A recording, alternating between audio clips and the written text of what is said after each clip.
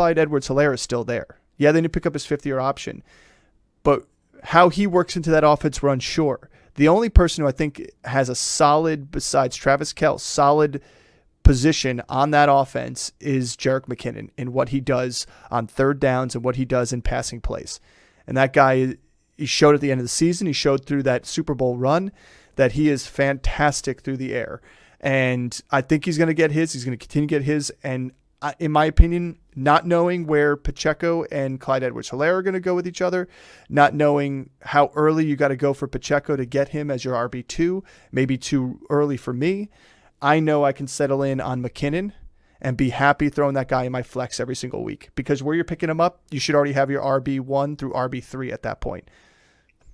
Yeah, that's kind of the point with him, is that you're not draft, like, you go draft Pacheco, he's probably going to be your RB, 2 to 3, right? Low end 2, high end 3. With McKinnon, you're drafting him to be kind of a bench player and to flex in. But we saw how effective he could be down the stretch. I mean, what did he have? 3 20-point games late in the season during the playoff run. Oh my goodness, it was on fire. I think he was like single-handedly dragged you to the championship game.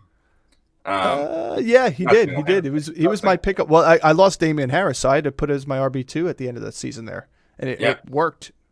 Yeah, so he can be extremely effective. I think he's going like 30 running back spots after Pacheco. Like, that's how devalued they have on him.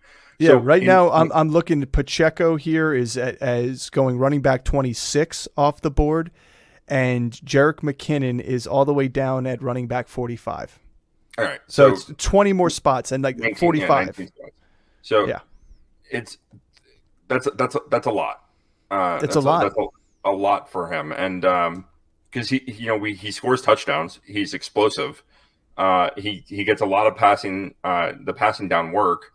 And with Pat Mahomes as your quarterback, like a couple episodes ago, we talked about like the offenses we want a piece of. Like, obviously, we didn't talk about like the Kansas City Chiefs, but that goes without saying. I don't care who it is there. If you lose out on Kelce and Mahomes, like, do you not want a piece of this offense? They're going to probably lead the league in scoring or be a top 5 team in scoring. So you want a piece of this. It doesn't matter really where. Like, you take Justin Watson. Like, he's going to be a good flex play for you sometimes. I'm not kidding on that. Like, if you're in the 14th round, like, why wouldn't you go and draft? Like, if you're looking there, you're like, all right, I want this Kansas City player, or do I want someone that's going to be on, let's say, I don't know, the Patriots. The Patriots offense, I think, is going to be fairly good this year. But let's say the Cardinals. Like, do I want Rondell Moore, or do I want like a receiver from Kansas City? Yeah, it's kind of the same thing in the backfield. Like, I do think, going back to like this running back room, CEH was hurt last year, and so I think that opened the door for Pacheco to come in as that every down running back. I think with CEH healthy, like, you're going to kind of see what they did the year before, when they had Damian Williams. They had McKinnon still there, and they had CEH there. So they were running like 3 running backs out there just constantly. It's going to be matchup based. Like, if their game script shows like they're going to run the football, like, Pacheco is going to probably be the guy that you want to start that week.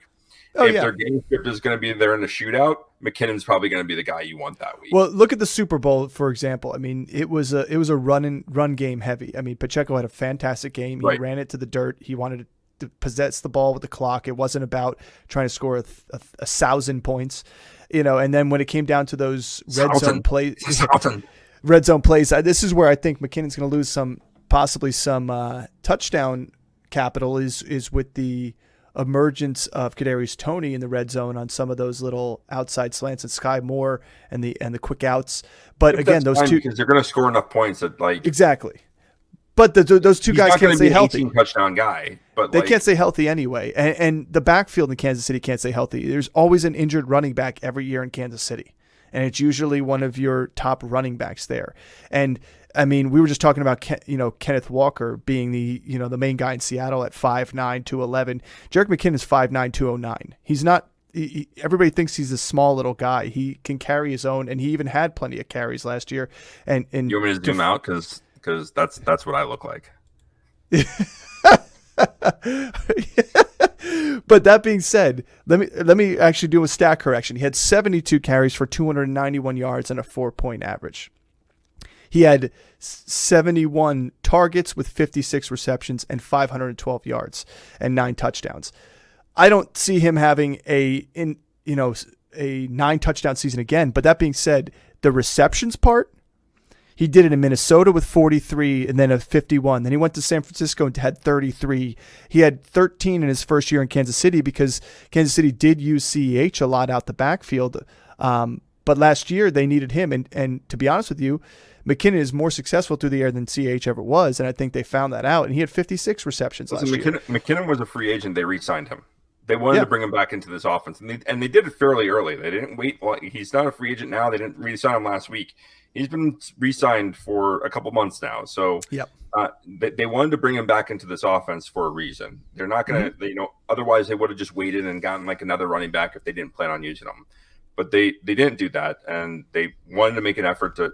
This guy helped them get to the Super Bowl and helped them win the Super Bowl.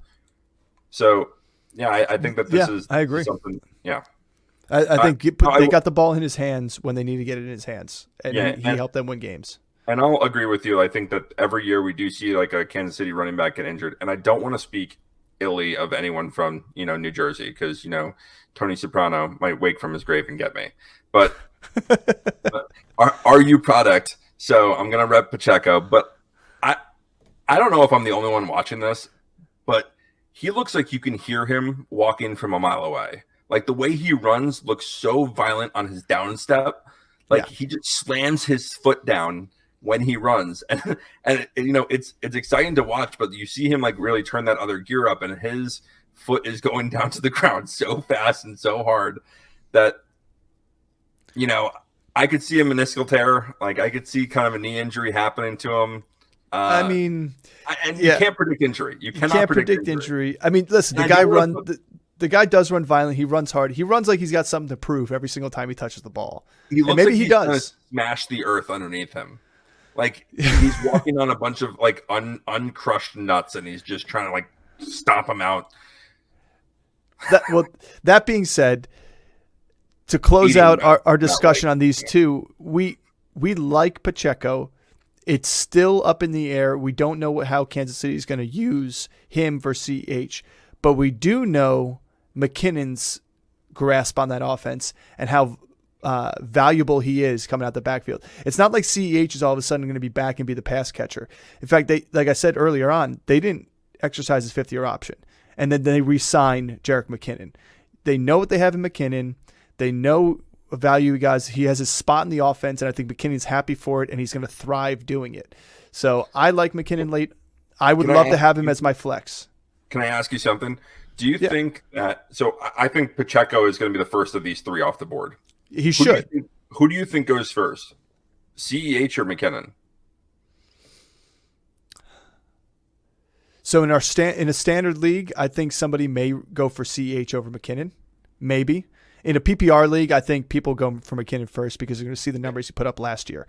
But that being said, standard league, I could see CEH and McKinnon being close. I mean, let me take a look at this right here. You got McKinnon at 45. Clyde Edwards-Helaire is not until 64 here for this standard ADP. Okay, so which is how it should be. I would take McKinnon over CEH. Yeah, I would any single minute because I just don't know it's a question mark because Pacheco ran better than CEH. He runs harder than CEH, and he earned himself a fantastic. Honestly, I'm going to go out there and say it, if Kadarius Toney didn't have the game he had and helped Pat Mahomes out in there, and then they got the punt return and everything, Pacheco was getting himself towards a possibility for being Super Bowl MVP. It's hard for the running back to get it over the quarterback every single time. But that being said, he had a fantastic Super Bowl game. Like he held the clock for them. He got the first downs when he needed to. He ran the ball so hard. He earned himself RB1 for this team. And I think the CEH part it muddies it a little bit, but not as much as I would think. I just don't know if I want Pacheco that much more than I want McKinnon. Because again, Pacheco is going to be my RB2 at best. He's not your RB1. So if he's your RB2, unless you go zero running back, but if he's your RB2, would you rather have McKinnon as your flex and take another running back at RB2, like we talked about, like a, J.K. Dobbins, Cam Akers, or, a James Conner, and let, Pacheco fall to somebody else? I mean, that's really what we're looking at here. So